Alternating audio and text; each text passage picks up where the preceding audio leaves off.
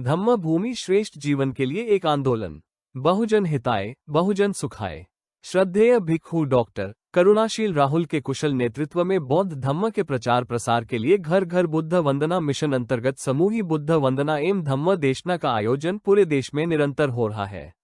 युग पुरुष महामानव डॉक्टर बाबा साहेब अम्बेडकर द्वारा लिखित धम्म ग्रंथ बुद्ध और उनका धम्म में समस्त मानव कल्याण और श्रेष्ठ जीवन का निर्माण के लिए तथागत बुद्ध की अमूल्य देशनाएं अत्यंत महत्वपूर्ण है। श्रद्धेय भिक्खु डॉक्टर करुणाशील राहुल द्वारा इस धम्म ग्रंथ की महत्वपूर्ण देशना अवश्य सुने। नमो बुद्धाय। प्रबुद्ध उपासक उपासिकाओं, धम्म भूमि श्रेष्ठ जीवन के लिए एक आंदोलन के तहत साप्ताहिक वंदना का कार्यक्रम जो विगत कई वर्षों से किया जा रहा है, उसी के तहत हम बाबा साहब डॉक्टर अम्बेडकर द्वारा लिखित बुद्ध और उनके धम्म ग्रंथ का वाचन भी करते हैं। उसी श्रृंखला में आज मैं ग्रंथ का वाचन कर रहा हूं, तो हमें ग्रंथ का वाचन करने से पूर्व त्रिशण और पंचशील की वंदना करनी चाहिए। उसके बाद बुद्ध और उनके धम्म ग्रंथ का पठन पाठन करना चाहिए। जो लोग आज पहली बार जुड़ेंगे उन्हें समझने में आसानी होगी, और जो व्यक्ति निरंतर इस काम को करते हैं उनके लिए भी समझना और आसान हो जाएगा। तो सर्वप्रथम हम बोलते हैं परम श्रद्धेय बाबा साहब डॉक्टर अम्बेडकर द्वारा लिखित विश्व का सर्वश्रेष्ठ धम्म ग्रंथ बुद्ध और उनका धम्म खंड 4 भाग 4। विषय है सदाचरण और सांसारिक जिम्मेदारियां। एक समय जब बुद्ध राजगृह के इस वेणुवन में विहार कर रहे थे, जहां गिलहरियों को दाना चुगाया जाता था, उसी समय बहुत से भिक्षुओं के साथ बनते सारिपुत्र दक्षिण की पहाड़ियों में चारिका कर रहे थे। रास्ते में उनकी एक भिक्षु से भेंट हुई। उन्होंने राजगृह में वर्षावास किया था। आपसी अभिवादन और शिष्टाचार के बाद सारिपुत्र ने बुद्ध का कुशल समाचार पूछा। उन्हें बताया कि वे अच्छी तरह से हैं और भिक्षु संग भी सकुशल है। सारिपुत्र द्वारा राजगृह के तंडुलपाल द्वार के धनंजनी का कुशल समाचार पूछे जाने पर उन्हें बताया गया कि वह भी अच्छी तरह से है। तब सारिपुत्र ने उस भिक्षु से प्रश्न किया, क्या धनंजनी अप्रमाद पूर्वक रह रहा है? भिक्षु ने उत्तर दिया, धनंजनी अप्रमाद पूर्वक कैसे रह सकता है? वह ब्राह्मणों और गृहपतियों को मुंडने के लिए राजा का उपयोग करता है, और राजा को मुंडने के लिए ब्राह्मणों और गृहपतियों का उपयोग करता है। सुशील कुल से आई उसकी सुशील पत्नी भी अब मर चुकी है। उसने अब दूसरी पत्नी रख ली है, जो न सुशील कुल से आई है और न स्वयं ही सुशील है। भंते सारिपुत्र बोले, धनंजनी, ये प्रमाद के बारे में यह तो सचमुच बुरा समाचार है। बहुत बुरा समाचार सुनने को मिला। शायद कहीं किसी समय उनसे भेंट हो जाए तो मैं उससे बात करना पसंद करूंगा।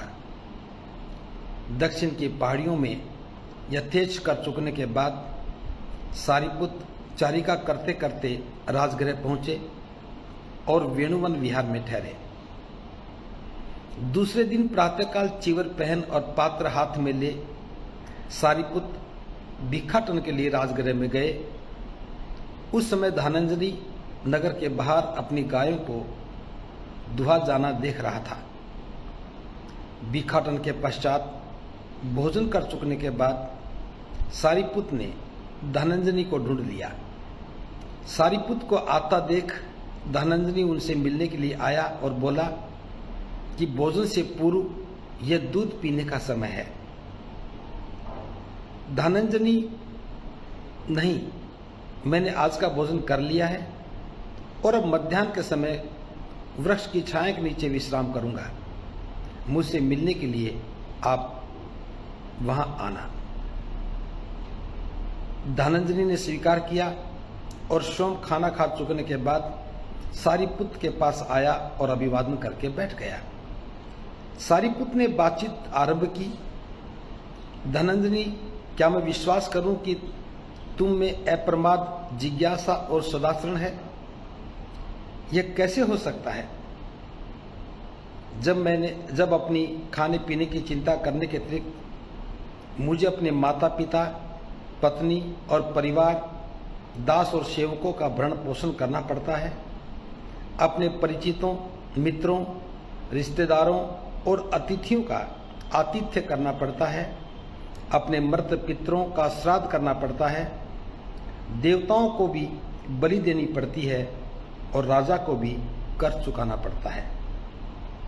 धनंजय, क्या तुम सोचते हो, मान लो कि एक मनुष्य ने अपने माता पिता के कारण न्याय और औचित्य का त्याग कर दिया है और दंडित किए जाने के समय वह कहे कि माता पिता के कारण ही उन्होंने न्याय और औचित्य का मार्ग छोड़ दिया, इसलिए उसे दंडित न किया जाए? नहीं, इन सभी अनुरोधों के बावजूद कारागार अधीक्षक उन्हें कारागार में डाल देगा। क्या इससे कोई लाभ होगा? यदि वह स्वयं की ओर अथवा पत्नी और परिवार के हित का तर्क प्रस्तुत करते हुए कहे कि उनके कारण ही उन्होंने न्याय और औचित्य का पथ त्याग कर दिया था? नहीं। क्या इससे कोई लाभ होगा? यदि उसके दास या दूसरे नौकर चाकर उसकी वकालत करें? बिल्कुल नहीं। अथवा उसके मित्र एवं परिचित उसकी वकालत करें?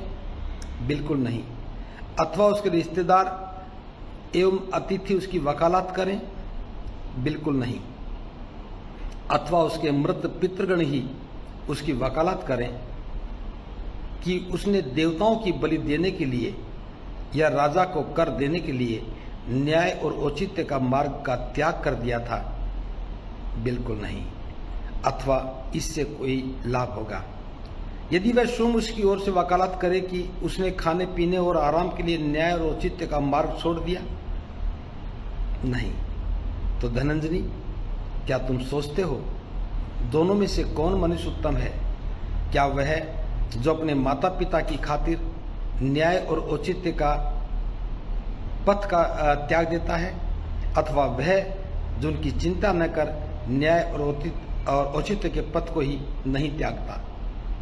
धनंजय का उत्तर बाद वाला था, क्योंकि न्याय और औचित्य के पथ पर चलना ही न्याय और औचित्य के पथ पर का त्याग करने से अच्छा है। और फिर धनंजय दूसरे आचरण हैं जो स्वयं में अच्छे हैं, जिनके द्वारा व्यक्ति बिना कुमार्ग पर चले अपने माता पिता का पालन पोषण करता है। तो क्या स्त्री, परिवार और दूसरों के संबंध में यही बात लागू नहीं होती? हे सारीपुत, यही लागू होती है। तब पूजनीय सारीपुत के कथन से प्रसन्न हो धनंजय ने उन्हें धन्यवाद दिया और उठकर अपने मार्ग पर चल दिया। प्रिय उपासक उपासिकाओं, ये अभी हमने पढ़ा है जो बुद्ध और उनके धम्म ग्रंथ के सदाचरण के अध्याय में लिखा है। अब हम इसको थोड़ा समझने की कोशिश करते हैं,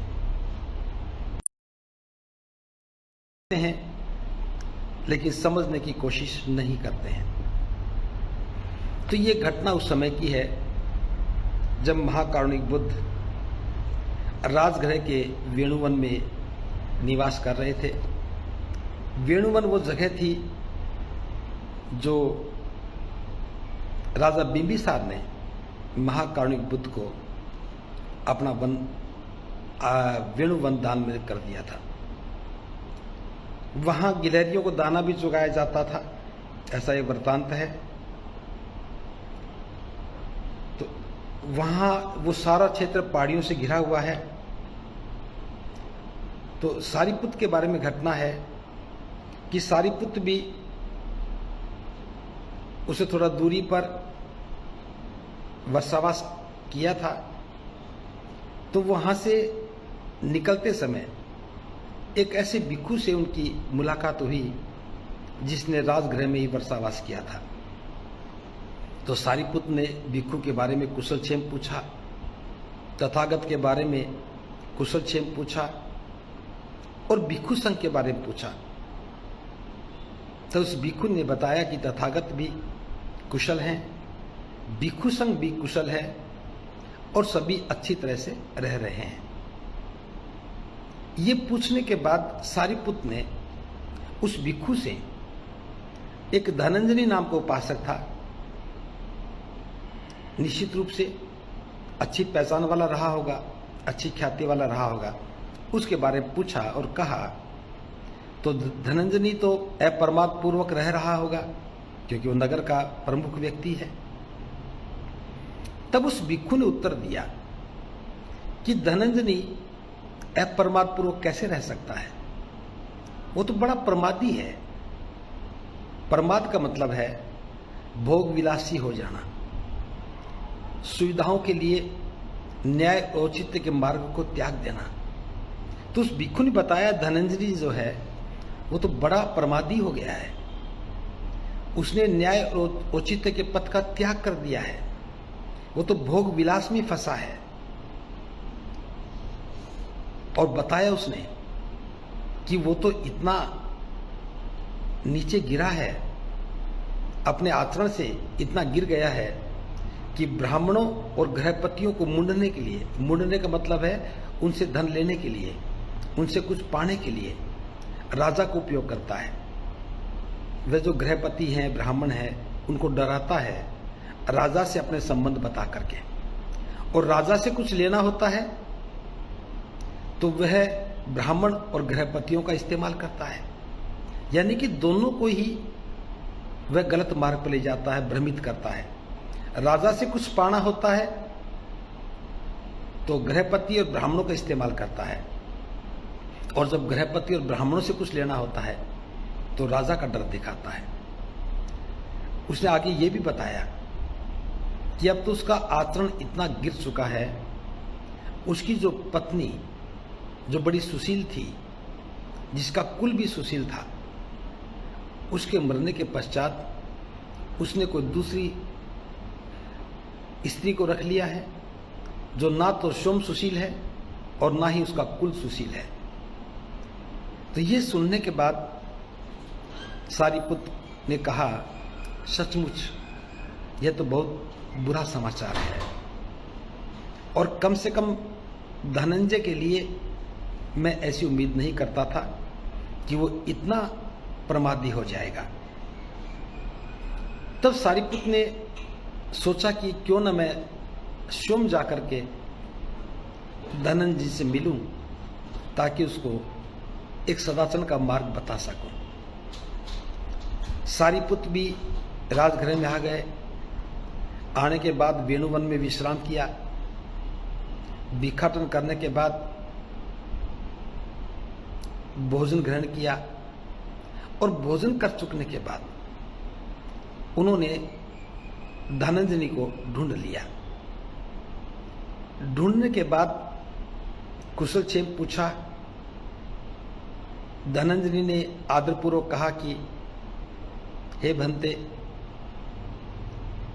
यह दूध पीने का समय है, दूध भी उपलब्ध है, आप मेरा दूध स्वीकार करें। तो सारीपुत ने कहा, नहीं, मैं भोजन कर चुका हूं, और भोजन कर चुकने के बाद किसी प्रकार का आहार स्वीकार करना ठीक नहीं है। अब मैं विश्राम करूंगा, मेरे विश्राम का समय है। पास के ही एक वृक्ष के नीचे विश्राम कर रहा हूं, तुम भी भोजन करके मेरे पास आ जाना, आपसे कुछ बात करनी है। धनंजय ने भोजन किया और जहां सारिपुत्र विश्राम कर रहे थे वहीं जाकर के पहुंच गया। तब सारिपुत्र ने धनंजय से पूछा, धनंजनी, क्या मैं विश्वास करूं कि तुम में अप्रमाद, जिज्ञासा और सदाचरण है? ये 3 बातें पूछी। क्या मैं विश्वास करूं कि तुम में अप्रमाद, जिज्ञासा और सदाचरण है? ये 3 बातें बहुत महत्वपूर्ण है। किसी भी व्यक्ति का यदि हम मूल्यांकन करते हैं तो मूल्यांकन का पहला आधार तो अप्रमाद ही है। अप्रमाद का मतलब जो व्यक्ति भोग विलास से मुक्त रहता है, जो सुविधाओं की कामना नहीं करता है, जो अपने सुख के लिए दूसरों को गलत मार्ग नहीं दिखाता है। तो प्रमादी व्यक्ति इसलिए सुखी रहता है कि वो इच्छाओं पर नियंत्रण करता है। तो सारिपुत्र पूछते हैं, क्या मैं विश्वास करूं कि तुम में अप्रमाद है, जिज्ञासा है और सदाचरण है? तब धनंजय कहता है, हे सारिपुत्र, हे भंते सारिपुत्र, यह कैसे हो सकता है? जब मैं अपने खाने पीने की चिंता करता हूं तो मेरे अपने खाने पीने की चिंता के अतिरिक्त मुझे अपने माता पिता की भी फिक्र रहती है। अपने माता पिता का भी भरण पोषण करना पड़ता है। अपने माता पिता के साथ मेरी पत्नी है, मेरा परिवार है, उसकी भी मुझे फिक्र करनी पड़ती है, उसके लिए मुझे प्रबंध करना पड़ता है। इसके साथ मेरे साथ नौकर चाकर हैं, मेरे दास हैं, उनका भी भरण पोषण का दायित्व तो मुझे निभाना पड़ता है। इसके साथ साथ जो मेरे परिचित हैं, सगे संबंधी हैं, मेरे मित्र हैं, उन सबका भी आतिथ्य सत्कार करना पड़ता है। और इसके साथ मुझे राजा को कर भी चुकाना पड़ता है। पितरों को तृप्त करने के लिए भी मुझे श्राद्ध करना पड़ता है और देवताओं को प्रसन्नचित रखने के लिए मुझे बलि देनी पड़ती है। जब इतने दायित्व मेरे सिर पर हैं, इतना सारा बोझ मेरे सिर पर है, तो भला इतने सारे दायित्वों के निर्वाह के लिए कोई व्यक्ति अप्रमादी कैसे रह सकता है? और कोई व्यक्ति सदाचरण को कैसे बनाए रख सकता है? इतने दायित्वों के बोझ से दबा हुआ व्यक्ति कैसे जिज्ञासु हो सकता है? तब सारिपुत्र ने सुना तो कहा, हे धनंजनी, क्या तुम सोचते हो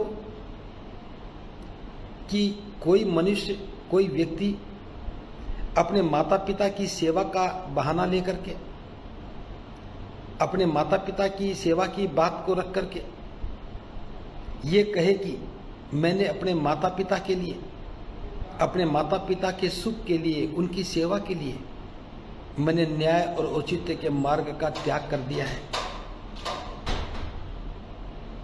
तो क्या इसे कोई स्वीकार करेगा?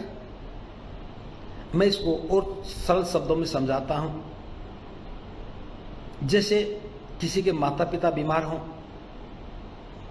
इलाज के लिए बहुत पैसे की आवश्यकता हो, घर में इतना धन नहीं हो और वो व्यक्ति किसी के घर में जाकर के चोरी कर ले, चोरी करने के बाद अपने माता पिता का इलाज करवाए और पकड़े जाने पर पुलिस को कहे या न्यायालय में जाके कहे कि मैं चोर नहीं हूं, अगर मैं इलाज नहीं करवाता तो मेरे माता पिता की मृत्यु हो जाती। अपने माता पिता के जीवन को बचाए रखने के लिए, कष्ट से बाहर निकालने के लिए मैंने थोड़ा सा धन चुराया और उस धन का उपयोग मैंने अपने माता पिता की सेवा के लिए, उनकी चिकित्सा के लिए खर्च किया। तो मैं चोर नहीं हूं, क्योंकि मेरे ऊपर माता पिता का दायित्व था, उनकी सेवा का दायित्व था, इसलिए मैंने ये धन चुराया। लेकिन मैंने जिस मकसद के लिए चुराया उसी पर लगाया मैं चोर नहीं हूं। तो क्या न्यायाधीश उसे माफ करेगा? क्या न्यायाधीश कहेगा कि तुमने धन तो चुराया, ठीक है, लेकिन अच्छे काम में लगाया, इसे मैं तुम्हें माफ करता हूं? तो सारीपुत्र धनंजय को भी समझाते हैं कि कोई व्यक्ति अपने माता पिता का सहारा लेकर के, बहाना लेकर के न्याय और औचित्य के पथ का त्याग कर दे तो भी वो सजा का भागीदार बनता है। न्यायालय उसे सजा देगा। न्यायाधीश ये तो कह सकता है कि तुमने अपने माता पिता के प्रति अपना दायित्व निभाया, ये अच्छी बात है, लेकिन दायित्व निभाने के लिए तुमने चोरी की, ये ठीक नहीं है, इसलिए चोरी की सजा तो तुम्हें मिलेगी, तुम्हें दंड तो स्वीकार करना ही होगा। और न्यायाधीश निश्चित रूप से उसे चोरी का दंड देगा।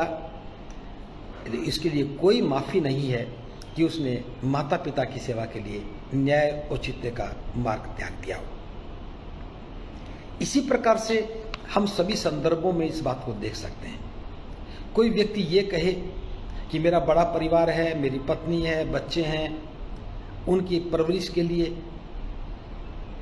मेरे पास इतना धन नहीं है, मैं अपने समस्त प्रयासों से जो कमा रहा हूं उसे सबका भरण पोषण नहीं कर सकता हूं, इसलिए मुझे रिश्वत लेनी पड़ती है, इसलिए मुझे गलत रास्ते का इस्तेमाल करके धन लेना पड़ता है। तो ये भी उचित नहीं है, क्योंकि कैसे संभव है कि आप अपने परिवार के पालन पोषण के लिए न्याय और औचित्य के मार्ग का त्याग कर दें। जहां भी सदाचरण टूटेगा वहीं आपको सजा मिलेगी। तो जब ये बात समझाई तो आगे भी सारीपुत्र ने एक एक बात को और विस्तार से समझाया कि क्या इससे कोई लाभ होगा यदि वो अपनी पत्नी का नाम लेकर के, अपने परिवार का नाम लेकर के न्यायालय के सामने अपनी बात रखे कि मैंने अपने परिवार के पालन पोषण के लिए न्याय और औचित्य का मार्ग त्याग दिया है, तो क्या उसे सजा नहीं मिलेगी? तो धनंजय कहता है हाँ, निश्चित रूप से सजा तो मिलेगी। और यही बात अगर मित्र सगे संबंधियों के बारे में कहे कि मेरे बहुत सारे मित्र हैं, मेरे बहुत सारे सगे संबंधी हैं, घर में आते जाते रहते हैं, उनका आतिथ्य सत्कार करना पड़ता है, मेरी सामाजिक प्रतिष्ठा है, उसी सामाजिक प्रतिष्ठा के तहत मुझे बहुत सारा पैसा खर्च करना पड़ता है, क्योंकि इतनी आमदनी नहीं है, इसलिए मैंने इस मार्ग को चुना, तो भी क्या उसे सजा नहीं मिलेगी?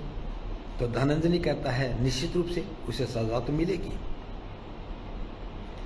तो कोई व्यक्ति ये कहे कि मैं तो अपने माता पिता जो या दादा दादी जो हमारे पूर्वज थे, जो दुनिया से चले गए, जो पितृ बन गए हैं, उनकी तृप्ति के लिए मैंने एक बड़ा काम करना था, इसलिए मुझे यह गलत मार्ग चुनना पड़ा, तो भी सजा मिलेगी।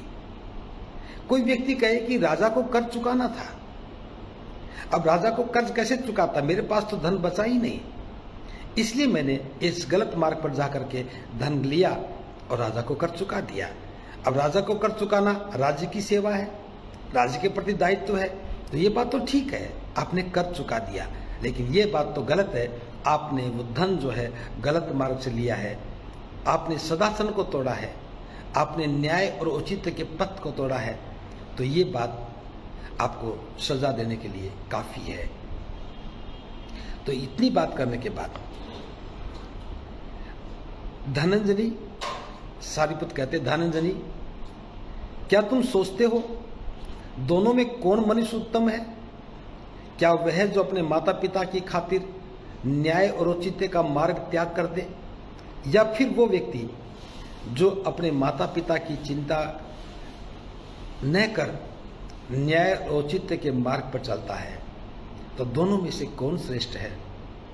तो धनंजय कहता है कि बनते जो व्यक्ति अपने माता पिता की चिंता ना करते हुए न्याय और औचित्य के पथ पर चलता है, वही व्यक्ति श्रेष्ठ है। ऐसा क्यों कहा? क्योंकि किसी भी बहाना बनाकर, किसी बात का बहाना बना करके, किसी भी मजबूरी की बात कह करके, किसी भी संकट का हवाला दे करके अगर आप सदाचरण को तोड़ते हो, आप दुराचरण के मार्ग पर चलते हो, किसी को भ्रमित करके उसे धन कमाते हो, किसी को गलत मार्ग पर ले जाकर के उससे लाभ कमाते हो, तो वो आचरण सदाचरण का नहीं है, दुराचरण का आचरण है। और दुराचरण सजा भुगतने का नाम है। तो धनंजय भी कहता है कि हे बनते, दूसरा मार्ग ही उत्तम है कि चाहे हम संकट में हों, चाहे परिवार आर्थिक रूप से संकट में हो, चाहे परिवार में कोई बीमार हो, चाहे सगे संबंधियों को कोई आवश्यकता हो, चाहे मित्रों का आतिथ्य सत्कार करें या ना करें, चाहे पितरों के लिए पितृभोज करें ना करें, चाहे हम देवताओं को बलि दे ना दें, लेकिन न्याय और औचित्य के मार्ग का त्याग नहीं करना चाहिए। तो व्यक्ति की श्रेष्ठता उसके न्याय और औचित्य के पथ पर चलने में है। न्याय का अर्थ है हमने किसी के साथ अन्याय नहीं किया, जैसे कोई झूठ बोल करके रिश्वत लेता है, कोई काम करने के एवज में पुरस्कार पाने के मकसद से उसे पहले तंग करता है, फिर सुविधा शुल्क लेता है, फिर काम करता है, या कोई उसे डराता है, डरा करके लेता है। जैसे आप देखते हैं कि आज देश में भ्रष्टाचार चरम पर है, हर कोई किसी न किसी काम का सुविधा शुल्क ले रहा है और व्यक्ति स्वीकार कर बैठा है कि हाँ इसमें कोई फर्क नहीं पड़ता है। तो इसका अर्थ यही है कि हम महाकारुणिक बुद्ध की जो शिक्षा है कि सदाचरण की आवश्यकता क्यों है, जो पिछली बार हमने जिक्र किया था, सदाचरण को लेकर के हमारी जिम्मेदारियों के बीच में सामंजस्य क्या है। सदाचरण है, जिम्मेदारियां हैं। हम जिम्मेदारियों का हवाला लेकर के सदाचरण को नहीं तोड़ सकते। ये हो सकता है सदाचरण का पालन करने में हमें कुछ शारीरिक और मानसिक वेदनाओं को से गुजरना पड़े। सदाचरण का पालन करने में हो सकता है कि हमें कई बार सामाजिक प्रतिष्ठा भी खोनी पड़ती है। जैसे कोई व्यक्ति आपसे उम्मीद करता है कि जब आपके घर में जाएंगे तो आपके लिए बहुत ज़्यादा खातर तवज्जो होगी, लेकिन वो जाके देखता है कि उसने केवल चाय पिलाई, कुछ खिलाया नहीं, तो हो सकता है कि क्षणिक रूप में उसे लगे कि मेरा सत्कार नहीं हुआ। लेकिन ये ज़्यादा महत्वपूर्ण बात है, उसने सत्कार तो किया लेकिन सदाचरण के मार्ग पर चलते हुए किया। उसने जो भी आपको चाय पिलाई उसने सदाचरण से कमाए हुए धन से पिलाई। अगर कुछ खिला देता और वो सब चोरी का ही होता तो फिर आपको भी होता कि उसने आदर सत्कार तो बहुत अच्छा किया, लेकिन हमारे लिए न जाने कितने लोगों को उसने परेशान किया। तो भंते सारिपुत्र ने जो कहा और धनंजय ने जो स्वीकार किया कि भले ही परिवार में कुछ भी हो, माता पिता के लिए हवाला दे करके, पत्नी बच्चों का हवाला दे करके, नौकर चाकरों का हवाला दे करके, पितरों का हवाला दे करके, राजा का हवाला दे करके, देवताओं का हवाला दे करके कोई व्यक्ति अगर न्याय और औचित्य के पथ का त्याग करता है तो उसके लिए पतन का मार्ग है, ये बुरा मार्ग है। हमें सदाचरण के मार्ग पर चलना चाहिए, न्याय और औचित्य के सिद्धांत का त्याग नहीं करना चाहिए। धनंजय सारिपुत्र कहता है कि धनंजय दूसरे आचरण हैं जो सौम्य अच्छे हैं, जिनके द्वारा व्यक्ति बिना कुमार्ग पर चले अपने माता पिता का पालन पोषण कर सकता है। तो क्या स्त्री, क्या परिवार और दूसरों के संबंध में भी ये बात लागू नहीं होती? अर्थात यदि कोई व्यक्ति सन्मार्ग पर चलते हुए, सदाचरण के मार्ग पर चलते हुए अपना जीवन यापन कर रहा है, माता पिता की सेवा कर रहा है, तो क्या परिवार का पालन पोषण नहीं कर सकता? तो क्या सगे संबंधियों का आतिथ्य सत्कार नहीं कर सकता? वो सारे काम कर सकता है। बस उसे मन में इस बात को स्थापित करना होगा कि मुझे जो भी करना है वो सदाचरण का पालन करते हुए न्याय और औचित्य के सिद्धांत पर चलते हुए ही करना है। तो धनंजय कहता है कि सारिपुत्र ये सभी पर लागू होता है।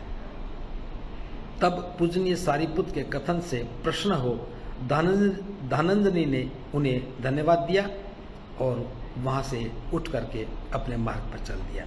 तो प्रिय उपासक उपासिकाओं, इस अध्याय का जो सारांश है वो यही है कि जो भी व्यक्ति महाकारुणिक बुद्ध के धर्म का अनुयायी बना है, परम पूज्य बाबा साहब डॉक्टर अंबेडकर को समझ पाया है, उनके विचारों पर चलने वाला बना है, तो उसे सदाचरण का पालन अवश्य करना चाहिए।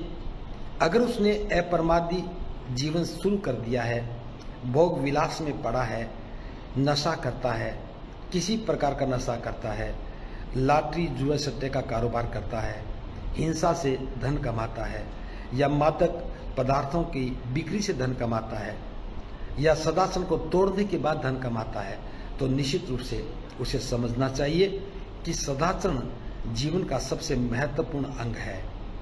अगर व्यक्ति बहुत सुखों में लिप्त है, सुविधाओं से कि उसके पास कोई कमी नहीं है, खाने पीने का कोई कमी नहीं है, लेकिन वो अपरमादी हो गया है, भोग विलास में पड़ गया है, तो समझिए जीवन पतन के मार्ग पर चल रहा है।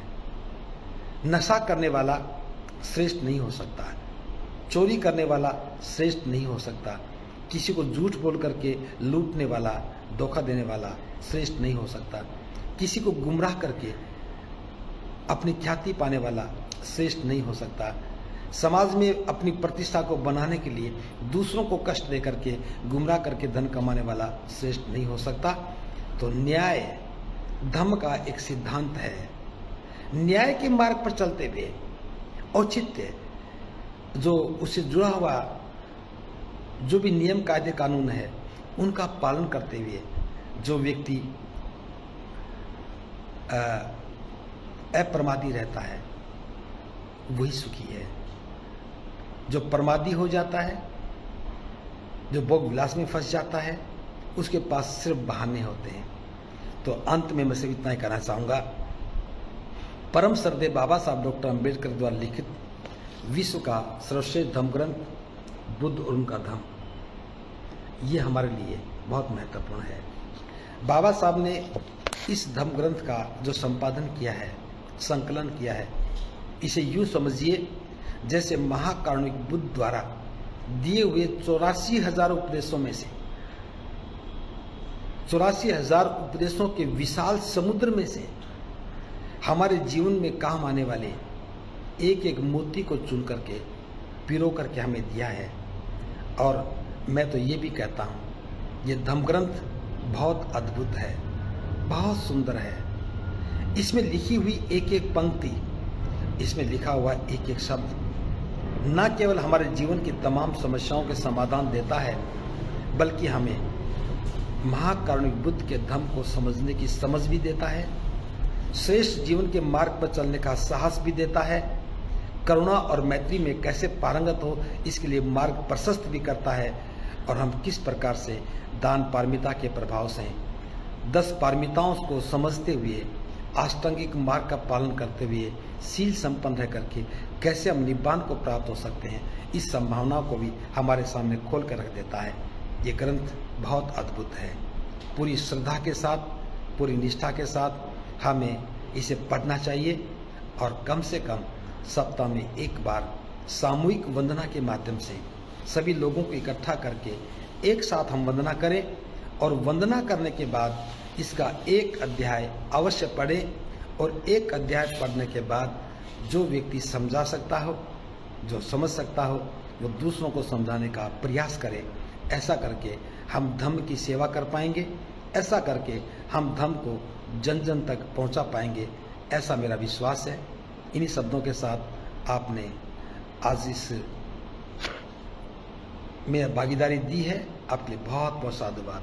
भवतु समंगलम, भवतु समंगलम, भवतु समंगलम। अगले सप्ताह फिर जुड़ेंगे अगले विषय के साथ। आज ही संघो ऐप डाउनलोड करें और बौद्ध धर्म और